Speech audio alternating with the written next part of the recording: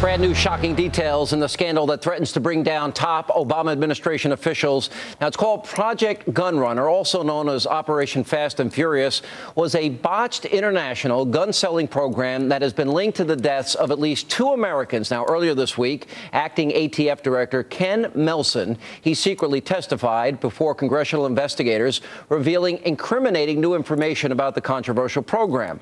Now, afterwards, the chairman of the House Oversight and Government Reform Committee, Darrell Issa, and also Senator Chuck Grassley, they fired off a very angry letter to the Attorney General Eric Holder, writing of Melson's testimony, quote, "It was not until after the public controversy that he personally reviewed hundreds of documents relating to the case. By his account, he was sick to his stomach when he obtained those documents and learned the full story." Now, if his account is accurate, then ATF leadership appears to have been effectively muzzled while the DOJ sent over false denials and buried its head in the sand. That approach distorted the truth and obstructed our investigation. Now, late yesterday, an assistant attorney general responded to their letter in a written statement arguing, quote, "While we do not question the committee's right to conduct appropriate oversight, we reject entirely any suggestion that our extraordinary efforts have been designed to limit rather than facilitate the committee's access to information." Now, Issa has already publicly suggested that Holder knew of the scandal much earlier than he admitted to in sworn testimony. And joining me now is California Congressman Darrell Issa. Congressman, welcome back, sir. Well, thanks for having me on, Sean, and thanks for covering it. I think your prelim says it very well. It's almost impossible to believe that everyone, including CBS News and many newspapers and Fox, had already reported on Fast and Furious, and yet Eric Holder still didn't know anything about it. All right, why, for the benefit of our audience, this was an idea, I think, very ill-conceived from the beginning, that they were going to follow the guns from the lower-level people involved in the cartels in the hope that this would bring them to the kingpins, the leaders of these large cartels. Tell us about the operation and why you think it was ill-conceived.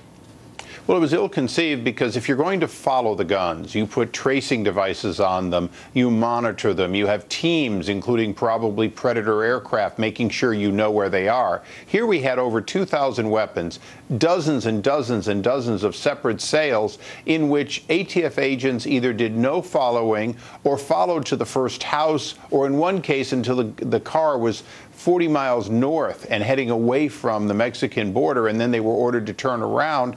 So what you really have is you have 2 points. You have the point where it was sold, and you have the point where you have a dead Border Patrol agent, and in between you have no idea where that weapon was. That's not a program that anyone would say makes sense when you understand it the way we now do.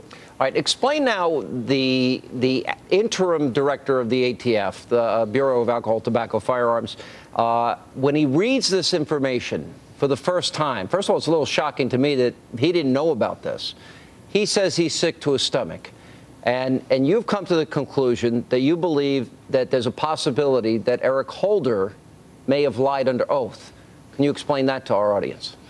Well, what we know is that Eric Holder should have known much sooner. We know that the public knew sooner. We know that Lanny Brewer was actively involved in approving a program that he believes in, that he thinks was just poorly executed, but the program was good.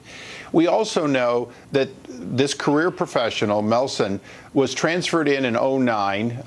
He's a senior normally non-political person. He'd been an assistant U.S. attorney. He gets transferred in to run this 1,800-member unit. He's not looking at individual investigations for obvious reasons.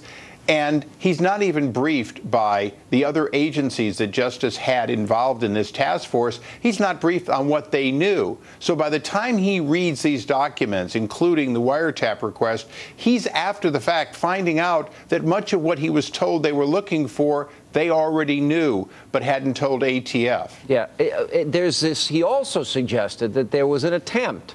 Because in many ways, I think he's being the honest whistleblower in this case.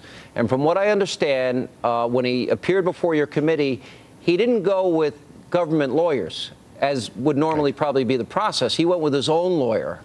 And there's a fear that there was an attempt to silence him here. Well, very clearly, the Justice Department wanted him in there with justice lawyers. He had the right and was never informed he had the right to come in just with his own lawyer. Our own people in a contact through an intermediary let him know that, and he almost immediately not only agreed to come in, but came in on the 4th of July, so there'd be no question that he was coming in on his own time, his own volition. And his attorney, I wasn't in the interview for appropriate reasons, but his attorney never asked him to stop or have extensive consultation. He simply answered the question with his counsel present. That's the opposite of what we've had in the previous interviews, the few in which justices had their attorneys. Essentially, they're trying to limit our discovery. They're trying to, if you will, counsel their people to give only certain things. And it's one of the reasons that we find it refreshing when we get a career professional coming in, answering our questions fully and completely, and then letting us go where the trail leads us. What you seem to be describing, Congressman, is an obstruction of a congressional investigation. Am I accurate? I think you're close to accurate. There's a standard that we would have to meet to call it that, but it's very clear that people were being discouraged from speaking to us, slow-rolled, and justice was negotiating. Well, in fact, all the discovery we were getting was from whistleblowers, people handing us documents, people coming forward around justice. And even today, the discovery we've gotten, if it wasn't already available on the internet, it generally is an all-black page of redaction to where it's of no value. And it's interesting because you have the documents, you would think that, you know, they would just come clean and tell the truth. If you discover that Eric Holder knew a lot more than what he indicated, that would mean that he ostensibly lied to Congress, would it not? If Eric Holder knew any significant time before he said he knew, which was just a couple of weeks before he testified before the Judiciary Committee, then he's in very serious trouble. But I think he's in serious trouble in a different way. He should have known. He should have known about this not just this past February, but a year earlier. This was a program that let thousands of weapons go into a foreign country and in some cases stay in America that were being deliberately allowed to be sold to straw purchasers who undoubtedly want to sell them to criminals. That's the opposite of what the Bush administration did. Bush administration even fired U.S. attorneys for not enforcing gun laws. Here we have the opposite happening at all levels. Yeah, well, the frightening things, too, is if the Attorney General, will you have access to his emails and subpoena them?